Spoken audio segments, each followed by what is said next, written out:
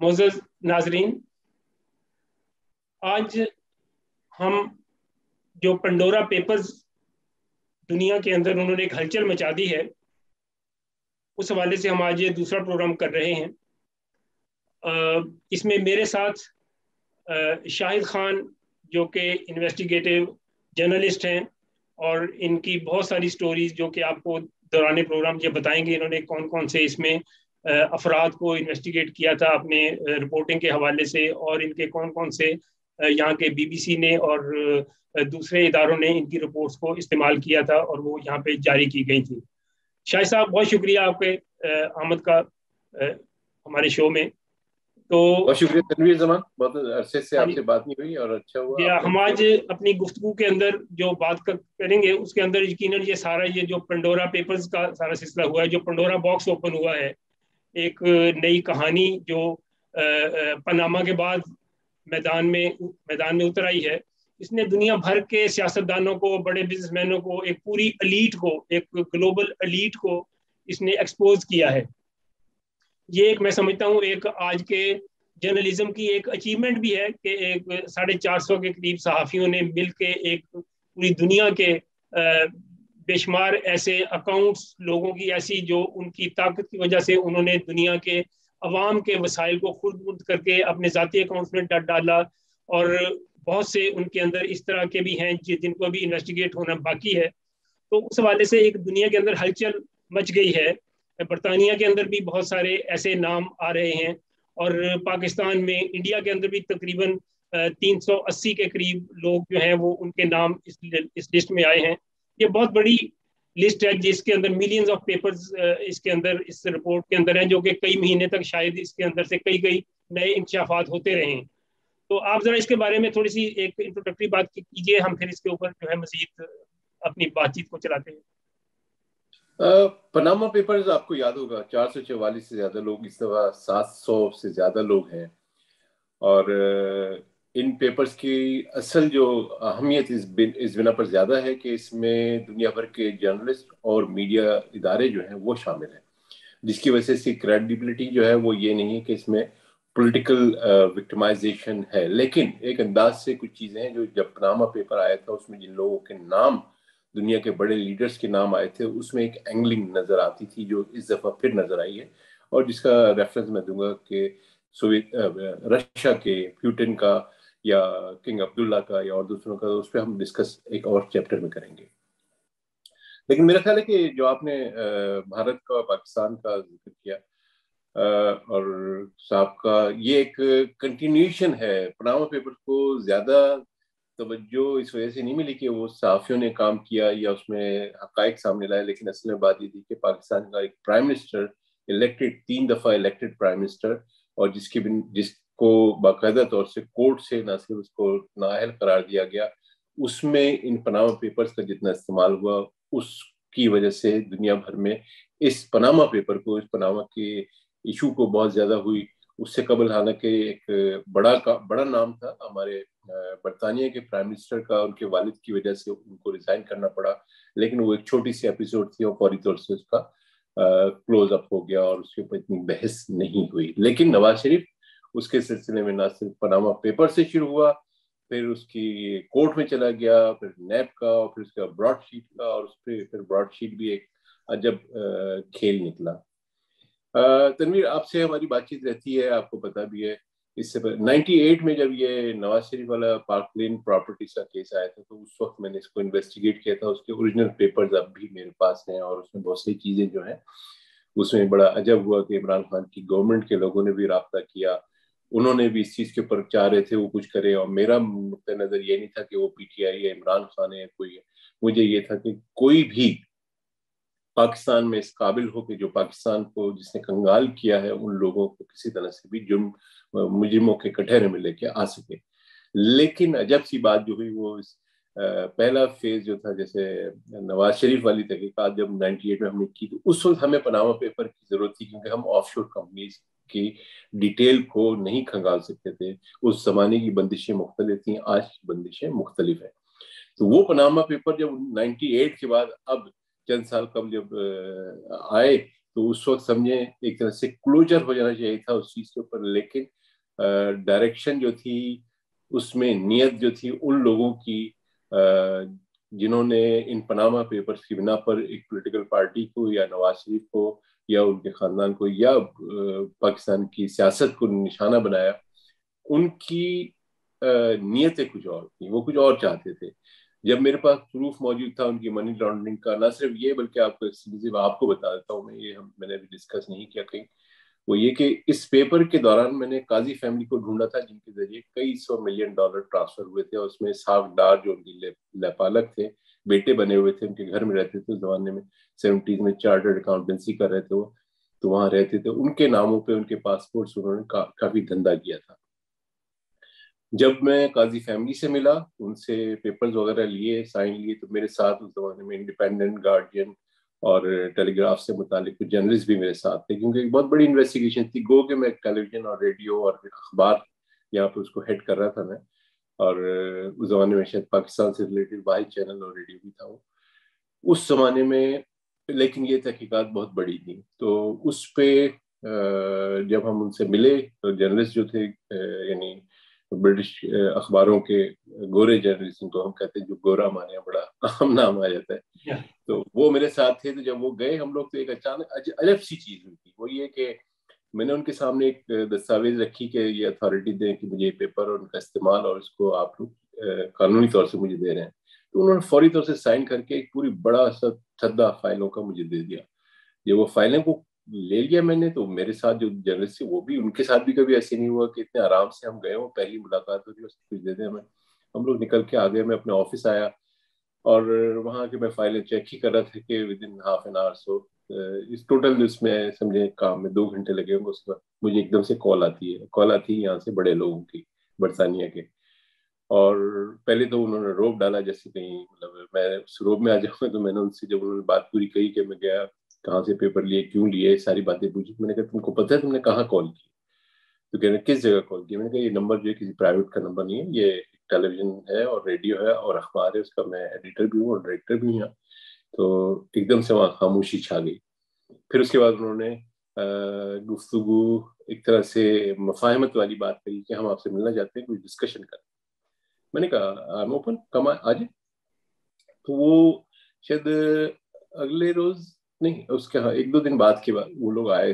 3 अफराद थे, British special उसके थे। तो उन्होंने मुझसे उस जमाने में पूछा कि कैसे आप जानते हैं सारी चीजें, सब कुछ जब तफसील उनसे हुई। तो मैंने कहा मुझे ये बताओ तुम्हें इसमें क्या इंटरेस्ट है, तुम क्यों इनकी फैमिली के पीछे गए हो?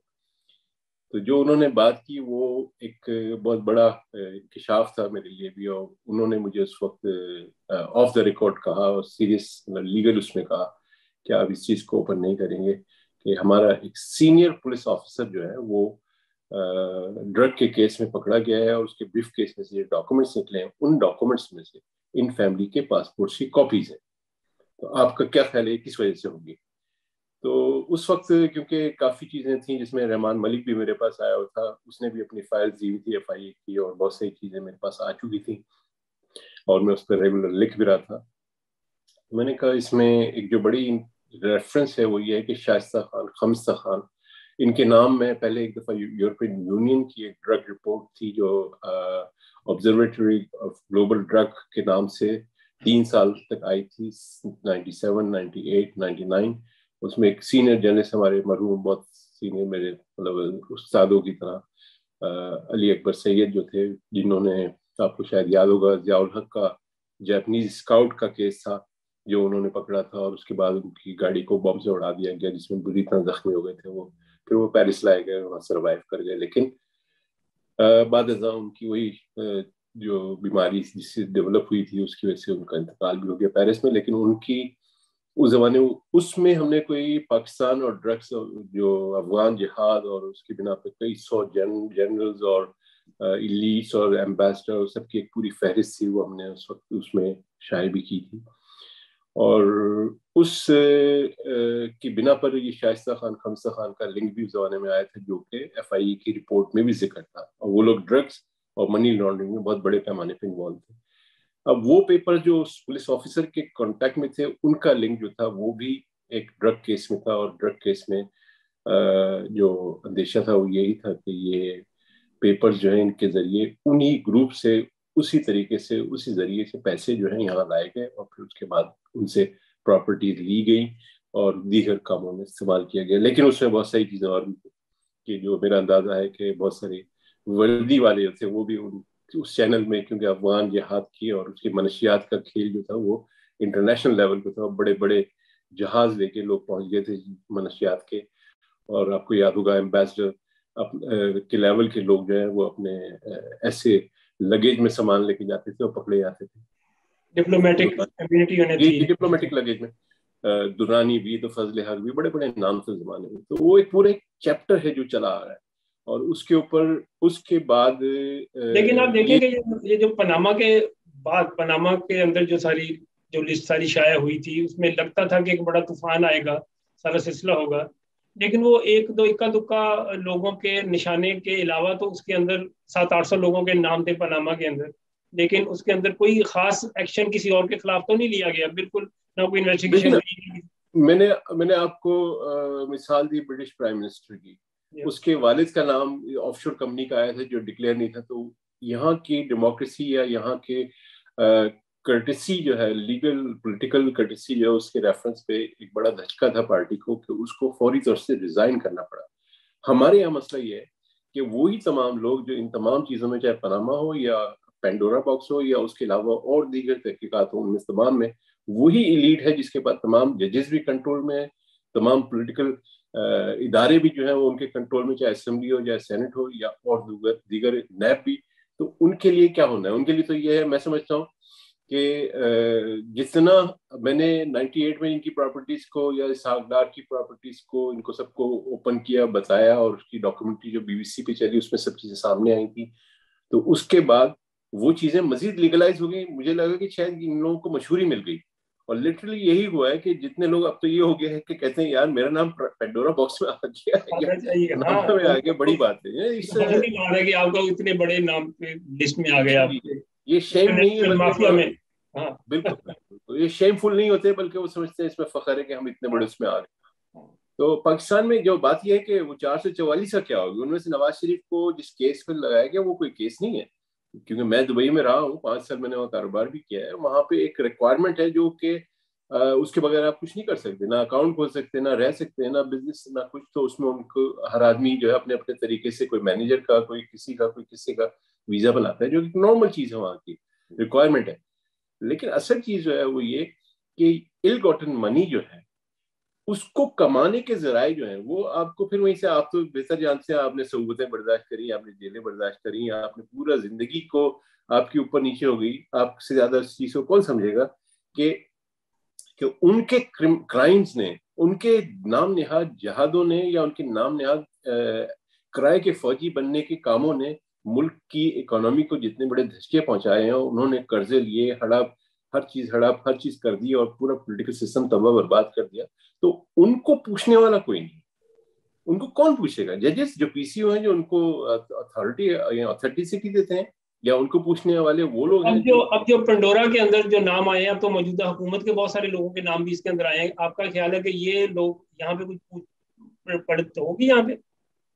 نہیں, دیکھیں بات کیا ہے, ابھی جیسے منی لانڈرنگ کا کیس ہے یا پارک لین کا کیس ہے, اس کے اوپر یہاں کی کراؤن کورٹ نے پارک لین کیس کے اوپر اٹیچمنٹ کر دی تھی, اور بلکہ ایک اور جو کمپنی تھی جو بائی چانس میں نے ایکسپلور کر لی تھی, توفیق کے, اس کے کئی $1 ملین تھے, اس پہ شہباز شریف بھاگے ہوئے تھے, انہوں نے کچھ پیمنٹ کیا, کچھ نہیں کیا. تو وہ تمام چیزیں جو ہیں وہ چینلز ایسے موجود ہیں کہ وہ اب جا کے کچھ ایسے لاز بن گئے ہیں جس میں کرمنل ایجنسی جو بنی ہے یا اس سے پہلے دیگر تھے, وہ ان چیزوں کو اس انداز سے انویسٹیگیٹ نہیں کرتے تھے. اب زیادہ انویسٹیگیشن ہو سکتی ہے یا پکڑے جا سکتے ہیں, لیکن اب یہ دھندا ہو چکا ہے کہ آپ پیسہ یہاں لائیں, یہیں انویسٹ کریں, کوئی بات. ان میں 700 میں سے پاکستانی جتنے لوگ ہیں, جتنے لوگوں کے نام آئے ہیں, ان سب کے آف شور کمپنی بنانا اللیگل نہیں ہے, ٹیکس بچانا اللیگل نہیں ہے. یہ ایک گیم ہے کیپٹل سوسائٹی کا. آپ ان تمام چیزوں کو انویسٹمنٹ بلکہ میں دیکھ رہا تھا جہاں پہ گارڈین نے جو رپورٹ کیا ہے, ٹونی بلیئر کے اوپر جو الزام لگایا گیا تھا کہ اس نے ٹیکس کے حوالے سے ایک کیا ہے, ایک ٹیکس ایویژن کی ہے, لیکن وہ اس کے کرائم کے اندر نہیں آتا اس طرح سے. That is not a sort of crime. وہ ایک, لیکن ٹیکس ایویژن اپنے طور پہ اس کو کہا جا رہا ہے کہ وہ پرائم منسٹر تھا, اس لیے یہ ایک اخلاقیاتی حوالے سے ایک چیز دیکھی جا رہی ہے، لیکن اس کو ظاہر ہے کہ لا کی اس کے اندر نہیں وہ آتے، وہ نہیں اب پڑیں اس گے. میں اینگلنگ دیکھیں نا تنویر، آپ کی نظر گہری ہے، آپ سینئر صحافی ہیں. وہ یہ کہ جب ٹونی بلیئر کو جس وقت ان کو اس بارے میں اس کی انویسٹیگیشن کرنی تھی تو رکی ہوئی تھی. آج جا کے پینڈورا باکس جب ٹونی بلیئر کا رول ختم ہو چکا ہے اور سب چیزیں ہٹ چکی ہیں، تو اس وقت اس کی بات کو سامنے لایا جا رہا ہے. جس طرح سے انہوں نے جو عراق کے اوپر اور جو لیبیا، گیس عراق، سارے تو اس تمام چیز کو چھپا کے جب ٹائم گزر گیا تو نکال دیا. اسانج نے کچھ چیزیں اوپن کر دی تھی، اس نے انڈیپینڈنٹلی کری تھی، اس نے بغیر کسی پولیٹیکل ریزن کی کری تھی. تو یہاں پہ کچھ پینڈورا میں اور پناما میں مجھے ایک اینگلنگ آتی ہے. گو کہ ہمارے جرنلسٹ ہیں، سارے سینئر جرنلسٹ ہیں، لیکن بلکہ یہ بھی کہا گیا ہے کہ ٹونی بلیئر کے جب ایسٹس جو تھے، جب وہ پرائم منسٹر شپ سے علیحدہ ہوئے، اس وقت کوئی 7 ملین 8 ملین تھے، جو کہ اب جی ایکسیڈنگ 200 ملین، یعنی اب وہ جی بعد میں انہوں نے زیادہ پیسہ بنایا ہے. اس کا مطلب ہے کہ جو سروسز انہوں نے مڈل ایسٹ میں دی تھی، ان کا انہیں یقیناً ریوارڈ دیا گیا نا، کہ جو وہاں پہ بالکل. ساری جو وہاں پہ یہ بربادی تو کی ساری. اگر ہم ہمیں زندگی رہی اور ہم لوگ اس چیز کو سمجھ سکے، یہ تو جنگ جو ہے سب سے بڑا بزنس ہے، اور جنگ سے زیادہ پروفیٹیبل بزنس کوئی نہیں ہے. نہ صرف یہ کہ آپ کیا سمجھتے ہیں، ٹرمپ نے جو 89 میزائل مارے تھے، اس کی کاسٹ کیا امریکن گورنمنٹ پہ کرے گی؟ نہیں، کوئی نہ کوئی مڈل ایسٹرن پہ کرے گا. کیونکہ ان کے ہاں جس انداز سے عراق وار میں جتنے جہاز سے خالی جہاز جاتے تھے، لیکن ہر جہاز کو فل اس پہ چارج کرتے تھے. جیسے انہوں نے افغانستان کے اندر جو کیا، پولیس والوں پہ $3.5 لاکھ ایک پولیس والے کے اوپر کانگریس نے تفتیش کی تھی، اور اس کے بعد ایکچولی نکلے تو چند $100 شاید خرچ کیے ہوں گے. اب وہ $1 ٹریلین جو کرپشن میں گئے ہیں، اس میں بلکہ پہلی دفعہ یو ایس کے جنرل کا نام بھی آیا تھا جس نے کمپنی بنائی اور سارا کچھ کیا. تو یہ گیم بزنس ہے، اور اس بزنس کے اندر آپ کو پتہ ہے ان سے زیادہ کوئی ماہر نہیں ہے جو سینکڑوں سال سے انٹرنیشنل بزنس اور انٹرنیشنل ٹرانزیکشن کو لیگلائز کر کے چلتے رہے. آف شور کے نام پہ کس نے آف شور بنائی؟ آف شور انہوں نے ہی بنائی تھی. ویسے تو تو آف آف شور شور ساری وہ لیگل. ٹیکس ہیون جو ہیں، وہ ٹیکس ہیون ساری انہی کی ہیں، وہ ساری انہوں نے ہی جی مختلف جگہ پہ بنا جی. رکھی ہیں. لیکن جو بیسک پوائنٹ آتا ہے وہ یہ کہ میں اگر ایک $2 کا آدمی ہوں، لیکن میرے پاس 2 کروڑ آدمی ہیں، تو یہ پیسے کہاں سے آئے؟ اس کا ذریعہ کون تھا؟ یہ ہے کرمنالٹی. یہ وہ چیز ہے جس کی بنا پر پاکستان کے وہ تمام جرنیل جن کے اکاؤنٹس میں اس دفعہ تو چند جرنیل کے نام آ گئے، لیکن بڑے بڑوں کے ابھی بھی نہیں آئے، اور ان تمام کے ابھی بھی نہیں آئے جن کو انہوں نے نوازا تھا، یہ انہوں نے فنڈ دی. ان کی تحقیقات کبھی یہ شاید خود ہی کھولیں گے تو کھولیں گے. اگلے چیپٹرز کھلیں گے. ابھی تو خیر یہ بہت بڑا، ابھی تو وہ جی ساری کے جی سارا پڑھا بھی نہیں گیا اور دیکھا بھی نہیں گیا. وہ تو آہستہ آہستہ کھلتے جائیں گے، بہت سے نام آئیں گے، نئے نام جی. آئیں گے اس میں. ابھی تک جو پینڈورا باکس کو پڑھو تو اس میں پڑھ کے یہ اندازہ ہوتا ہے کہ یہ آدمی کون تھا، سے کتنے پیسے بنائے، ان کی نام کیسے آئے. اور شوکت ترین کے بعد ریزن ہے، انہوں نے ایک ریزن نام دیا جس کمپنی کا، اس کمپنی کے ساتھ میں کچھ کام کر چکا ہوں، بن لادن گروپ کا Emirates Middle East construction company. اور اس میں کچھ اور بھی پاکستانی دوست بھی تھے جنہوں نے میرے ساتھ کام کیا تھا انہوں نے. اور اس کمپنی کے نام پہ انہوں نے کہا، حالانکہ وہ اس کمپنی کو جتنا بڑا چونا لگا کے لوگ نکلے ہیں یہاں، برٹش تھا ایک ریچرڈ اور کئی اور بڑے لوگ، اس نے مارگیجز پہلی دفعہ وہاں انٹروڈیوس کرائے تھے. 50% مارگیج جو تھا وہ خود اپنی کمپنی کی طرف سے دے کے پراپرٹیز بیچ رہا تھا. تو وہ ان چیزوں میں ٹرمز اینڈ گیم جو ہے وہ سارا لیگلائز ہو جائے گا. شوکت ترین کا نام جو ہے وہ پرانے اس میں ریفرنس میں آتا ہے، لیکن ان کی جو ٹرانزیکشن ہیں، جو گیم ہے، اور بہت سارے ججز کے نام بھی ہوں گے، اور بہت سارے سینکڑوں، یعنی ان لوگوں کے نام نہیں ہیں جن کے میں نے اکثر لوگوں کے نام دیکھے ہیں کہ کیسے کیسے انہوں نے ٹرانزیکشنز کری ہیں یہاں پہ، اور پراپرٹیز لی ہیں، کینیڈین نیشنلٹیز لے لی ہیں. اور یہ سب چیزیں بیکار کی جھوٹ بولتے ہیں کہ لوگوں نے جزیرے نے لی، وہ ساری چیزیں اپنی جگہ موجود ہیں، لوگوں کی ٹرانزیکشن موجود ہیں، اور بڑے بڑے گیم موجود ہیں. لیکن ان لوگوں کو تو لیگل کر دیا نا انہوں نے، کہ جنہوں نے اسامہ کے نام کو جو میں نہیں سمجھتا کہ وہاں اسامہ تھا یا زندہ بھی تھا اس زمانے میں، اور لیکن انہوں نے اس کو زندہ ثابت کرنے، اس کو وہاں مروانے کے نام پہ جو ملینز آف ڈالرز ہیں، وہ لیگل ٹرانزیکشن، ان کی اوقات بدل دی ابھی جو ہے. پاکستان میں پی ٹی آئی کے لوگوں کے نام آئے ہیں اس کے اندر، میں آج شیخ رشید صاحب کی ایک پریس بریفنگ دیکھ رہا تھا. جنہوں نے پاناما کے نام پہ تھے، وہ بڑے اچھل اچھل کے نام اس وقت بڑے بڑے اسٹیج سے نکل آتے تھے باہر، مائک کو گرا رہے تھے، اس وقت اتنا جوش تھا. اب کہہ رہے تھے وہ تو ایک ٹائٹل فش ہو گیا سارا پنڈورا، کیونکہ نام اپنے لوگوں کے آ گئے ہیں. تو یہ بات دیکھیں نا، پاناما کے اوپر پاکستان کو بقول ان کے یہ طریقے انصاف ہے، بقول ان کے انصاف و شفاف ہے، اور ہر چیز کو کرپشن سے دور، انہوں نے تمام وہ کرپشن جو ہے وہ اس میگنیٹ سے آگے جڑ گیا جو کرپشن کا منبع تھا، جو جنرل برکی سے شروع ہوتا ہے. تو زمان پاک کے اوپر قبضے سے شروع ہوتا ہے تو پھر اس کے بعد بنی گالا پہ بھی آتے کھلتا ہے تو ان کی بہنوں کا بھی ذکر آتا ہے. تو ہر چیز میں کسی جگہ ایسی نہیں ہے ان کا کوئی ایسی, میں ذاتی طور سے جن لوگوں کو جانتا ہوں ان کی جتنے بھی کیش پوائنٹ ہے یا جو کریڈٹ ہولڈرز ہیں جو ان کو پے کرتے ہیں, ان کا خرچے اٹھاتے ہیں رہنے سہنے گھومنے سب چیزوں کے, وہ تمام کے تمام کرپشن میں بری طرح سے ملوث ہیں. لیکن ان کو کوئی شرم نہیں, کیونکہ ان کو کھلی چھٹی دی گئی ہے اور کھل کے جہانگیر ترین کی پراپرٹیز جو یہاں اس نے لی, کیا اس کا ذکر کس انداز سے غائب ہوا ہے, کس نے کہاں کیسے گھمایا ہے, لیکن اس نے خریدا ہے. اب اس کے بیک گراؤنڈ کے اوپر بھی کبھی ہم آپ کے ساتھ پروگرام کریں گے کہ جس میں کیسے گرین افریقہ کی بات آتی ہے, اور اسی شخص کے جس نے جو گرین افریقہ کے لیے جس کے فارمولا استعمال ہو رہا ہے وہ پاکستان میں اس زمانے میں تھا جب ایوب خان تھا, تربیلا ڈیم تھا اور ایگریکلچر لینڈ زائد تباہ برباد کیے گئے تھے 10 سال میں. تو ان کا بھی ذکر آئے گا جو آج تک وہ فارمولا پاکستان کی وہ زمین جو بنجر ہو گئی تھی وہی ان فوجیوں کو جو آخر میں جہانگیر ترین کے ہاتھ میں آئی اور پھر اس کے نام پہ بینکوں کو رگڑا مارا اور پھر وہ امیر ترین ہو گئے. تو ان کے بچے آج ان کے سمجھتے ہیں ان کے انصاف کا تقاضا تو یہ نہیں ہونا چاہیے کہ ان لوگوں کو جو خاص طور پہ اس وقت وزیر ہیں یا ایڈوائزر ہیں یا جو حکومتوں کے اندر ہیں پاکستان کے اندر بھی اور انڈیا کے اندر بھی جو بڑے باثر لوگ ہیں بڑی اہم پوزیشنوں پہ بیٹھے ہیں, ان کو یہ تمام الزامات آنے کے بعد پہلے تو اپنے عہدوں سے اسٹیپ ڈاؤن ہونا چاہیے فوری طور پہ, تاکہ ان کو انویسٹیگیٹ کیا جا سکے اور ان کی ساری جو ایک تحقیق ہے اس کے بارے میں کی جا سکے کہ یہ کہاں سے سارے سلسلے ہوئے, ان کو اپنی اقتدار سے ہٹایا جائے فوری طور پہ تاکہ وہ اپنے اثر و رسوخ کو استعمال نہ کر سکیں. یہ تو ایک آئیڈیل سچویشن ہوئی نا کہ اگر انصاف ہے تو آپ جیسے میں کہتا ہوں کہ کنزرویٹو پارٹی کا پرائم منسٹر جو تھا اس نے اپنے باپ کے نام پہ, حالانکہ کرپشن نہیں تھی وہ بھی جیسے ٹونی بلیئر کی کرپشن نہیں ہے, لیکن وہ ڈکلیئر نہیں تھی, اور ڈکلیئر نہ کرنا ایک انداز سے قانونی سقم ہے جو قانونی طور سے اس کے اوپر آبجیکشن ہو سکتا ہے اور ان کی چیلنج کیا جا سکتا ہے ان کی پولیٹیکل کریڈیبلٹی کو. تو وہ لیکن ہمارے یہاں ملک میں جہاں پہ لوگ کھلے عام یعنی جس انداز سے وہاں پہ کام ہوتا ہے پاکستان وغیرہ میں, یعنی جو چیزیں تو اس کے اندر تو وہ ان کے لیے تو ان کا نام بن گیا, جس کا نام جتنا بڑا آ گیا. شوکت سنی اس وقت شاید سب سے زیادہ اچھی دعوتیں کھا رہا ہوگا, اچھا یار آپ تو پینڈورم میں ماشاء اللہ ماشاء اللہ. تو وہاں کی سوسائٹی کی سوچ الگ ہے. وہاں پہ ججز کا انداز یہ دیکھیں نا, ججز جو ہیں جب آپ کے ڈیم بنانے کے نام پہ کروڑوں جمع کرتے پھر رہے ہو اور آج کل یہاں پہ موجود ہوں اور ساری چیزیں دکھا رہے ہو. ویسے تو دیکھیں نا اسحاق ڈار بھی وزیر خزانہ تھا اور یہ شوکت ترین بھی وزیر خزانہ ہے, اس کو اب آپ اس کے بارے میں پیش کرتے ہیں اور اپنے اس وزیر خزانہ کے بارے میں کیا کرتے ہیں.